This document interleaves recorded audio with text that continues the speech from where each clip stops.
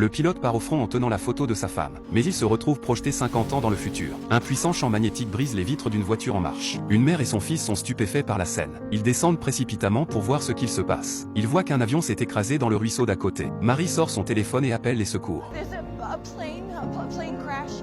It's in a creek next to the road. We're on Route 24 outside Eden. Someone's in the cockpit. À ce moment-là, Jason remarque que le pilote est toujours à l'intérieur. Marie laisse son téléphone à la hâte et court vers lui.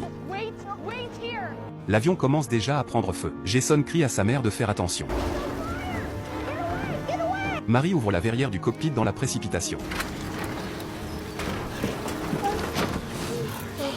Par chance, le pilote est toujours en vie. Marie le soutient pour essayer de s'éloigner. Mais Cole, bravant le danger, fait demi-tour, juste pour récupérer la photo de sa femme dans le cockpit. Finalement, ils réussissent tous les deux à s'enfuir en lieu sûr. Encore sous le choc, Cole remercie Marie.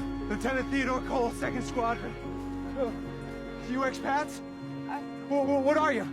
British, Dutch? No, we're American. Cole leur demande ce qu'ils font sur le champ de bataille birman. Jason lui répond qu'ils ne sont pas en Birmanie, mais dans l'Ohio. Cole explique qu'il était en plein combat aérien l'instant d'avant, mais que l'environnement autour de lui est devenu totalement inconnu. Le château de au loin le fiche sur place. C'est exactement l'endroit où il est né et a grandi. Cole ne comprend pas ce qui s'est passé. Une seconde avant, il était sur le front en Birmanie. Comment a-t-il pu retourner dans sa ville natale la seconde suivante? Aucun d'eux n'a encore remarqué qu'une mystérieuse faille est apparue dans le ciel. Bientôt, les policiers arrivent à l'hôpital pour prendre leur déposition. Marie explique qu'il ne faisait que passer. He said he was from World War II. That's not possible, is it? No, of course not. Mais la police ne trouve aucune information sur l'identité de Cole. Et même le numéro de son avion n'est pas enregistré. Il soupçonne Cole d'être un espion étranger, et s'apprête à l'enfermer pour l'interroger. Seul Jason choisit de croire Cole. Prétextant avoir soif, il se faufile dans la chambre d'hôpital. Cole est allongé sur le lit, inconscient. Curieux, Jason prend la plaque d'identité sur sa poitrine, où sont inscrits le nom de Cole et son numéro d'officier. À ce moment-là, Cole se réveille en sursaut, et attrape brusquement la main de Jason. Hey, where am I? No, why are all the guards on me? They think you're a bad guy. Are you? No, I was fighting bad guys. Cole dit qu'il participe à la Seconde Guerre mondiale, et ne comprend pas pourquoi il a atterri ici de manière si inexplicable. Dans ses souvenirs, on devrait être à la veille de Noël 1941. Il veut quitter l'hôpital pour chercher sa femme, mais Jason lui apprend que nous sommes en septembre 1991, ce qui veut dire que Cole a voyagé 50 ans dans le futur. De plus, la police l'a déjà à l'œil, et va bientôt le jeter en prison. Cole devient instantanément agité, et sachant que seul Jason est prêt à l'aider, il lui offre le chocolat qu'il gardait dans ses vêtements. C'est le cadeau que sa femme lui a donné avant son départ au front, un porte-bonheur censé le protéger. My wife gave that to me. It's sort of a good luck charm.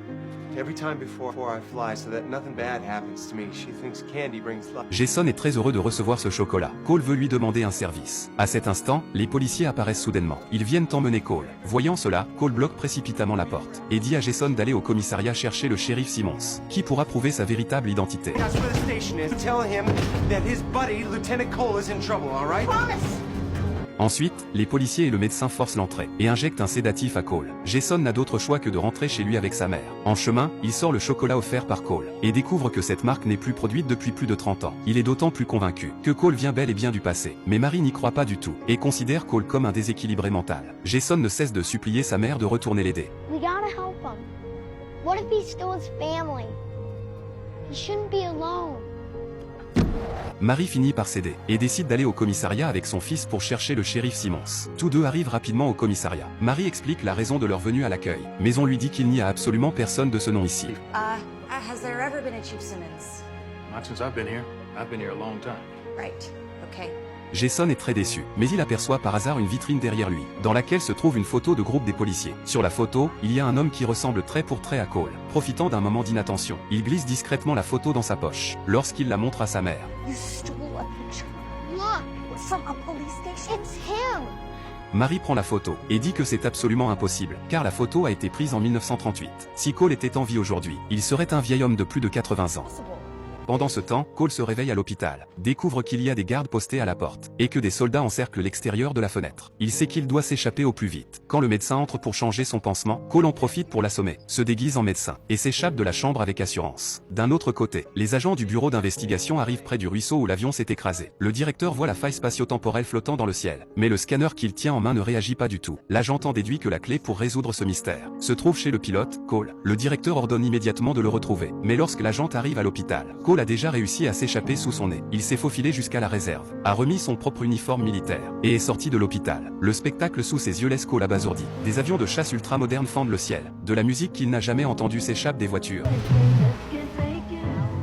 Et les gens parlent tout seuls dans de petites boîtes. Tout lui semble à la fois étranger et effrayant. Il veut trouver une voiture pour partir, mais lorsqu'il ouvre une portière, l'alarme se déclenche. Le son strident attire l'attention de l'agente. À ce moment-là, une moto passe par là. Cole s'en empare brusquement, tourne la poignée de gaz et s'enfuit à toute vitesse. Quand l'agente arrive pour le poursuivre, il a déjà disparu sans laisser de traces. Cole veut rentrer chez lui pour retrouver sa femme, et croise à nouveau Marie et son fils en chemin. Oh my God! Are you okay?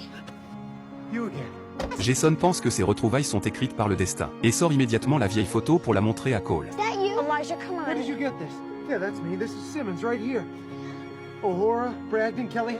Elijah. He's a soldier, Marianne. Where did you get this? Elijah. A real one. We gotta He needs go. our help. Marie commence elle aussi à croire Cole. All right, where were you going? Well, I gotta go home. I gotta get to my wife. She goes see her. I have to tell her. Marie conduit Cole pour l'aider à trouver sa femme. En se fiant à ses souvenirs, ils arrivent à la maison de Cole. Mais tout autour n'est plus comme avant. Cole court vers la maison avec impatience, et crie le nom de sa femme à voix haute. Pauline? Pauline, hello? Hello? Is there anybody here? Pauline? Anybody home? Mais peu importe à quel point il crie, personne ne répond. À ce moment-là, une femme inconnue sort de la maison, et demande à Cole qui il cherche. Looking for Pauline.